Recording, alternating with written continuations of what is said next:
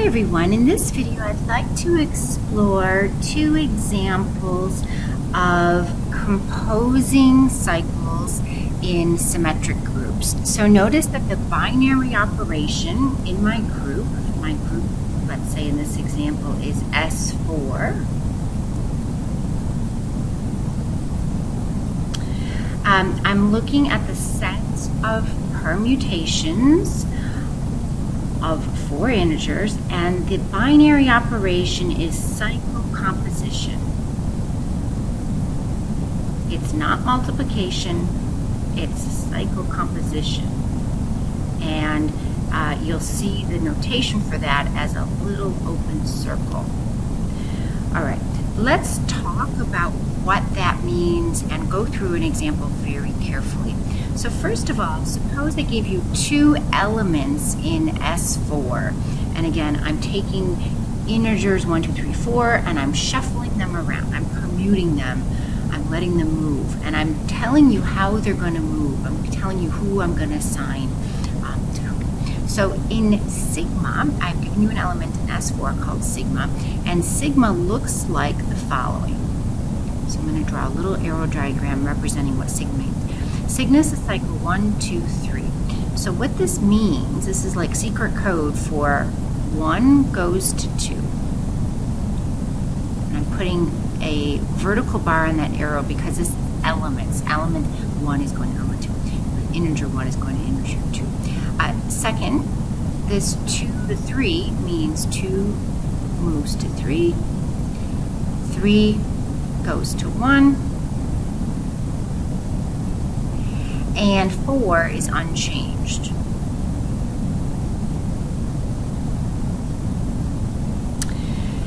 Tau is a little bit different. So tau I've written as 3, 4, 2, 1. So this tells me, where does 1 go? Well, let's go hunting around and figure out, where does 1 go? 1 goes to 2. 2 goes to 1.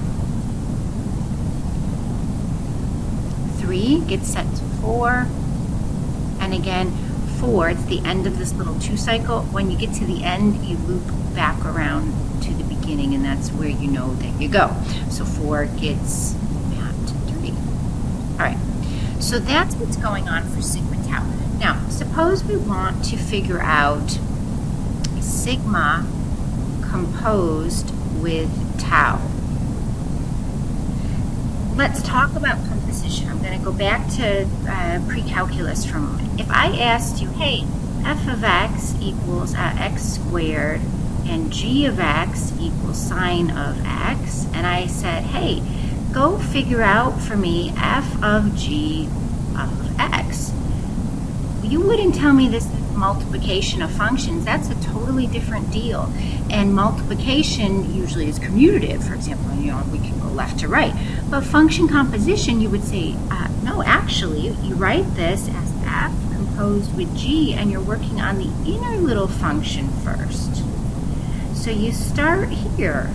In other words, you started with the g. Yeah? And so when I'm working with function composition, I'm actually going to work on this from right to left. And that's very important. In general, function composition is not commutative, right? If I was back in precalculus, f composed of g of x, well, let's see, that would be f of sine of x, which is, now I got to f it, that's going to give me sine squared of x.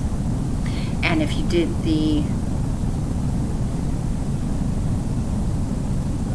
function composition g composed with f of x, that would be g of f of x, which is g of x squared. And now I got to g it. I got to apply function g to this new input argument called x squared, and I get sine of x squared. So it's not commutative. So we are working from right to left, and if you want more discussion of that, you can go to the current issue of Dummit and Foote. It's at the bottom of page 31. I'm just going to write D and F here for Dummit and Foote. There is a nice example there. All right, back on task. So if I want to do 6 sigma composed with tau, I'm going to start with tau. All right, and I just need to go through and figure out where do each of the integers 1, 2, 3, 4 go.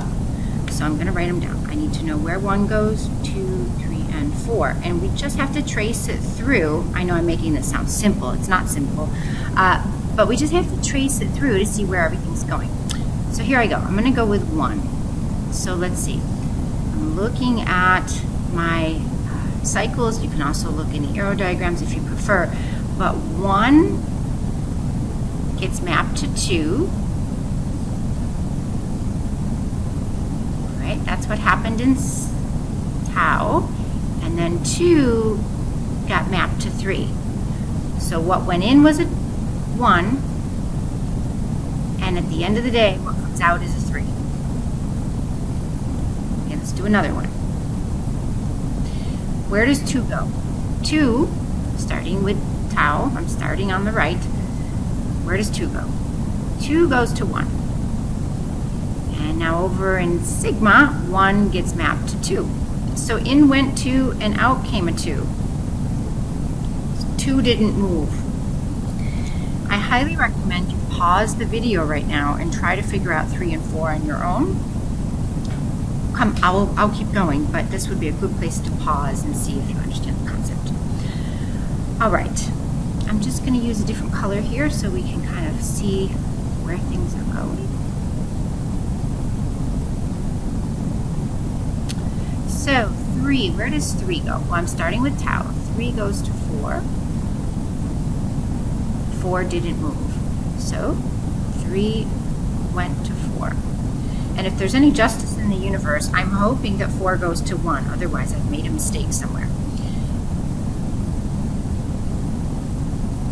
Okay, let's see. 4. Where does 4 go? 4 goes to 3. 3 out the back end, back in the front, goes to 1. Good. So what we can say here is that sigma composed with tau, and again, this is not multiplication. This is the cycle. 1 goes to 3. 1 goes to 3. Check. 3 goes to 4. 3 goes to 4. I've got you. Good. Where does 4 go? 4 goes to 1. So 4 goes out the back, into the 1, close, and 2 is stationary. I don't have to write 1 cycles. We know that it just doesn't move, so I'm going to write this in a shorter way. 1, 3, 4.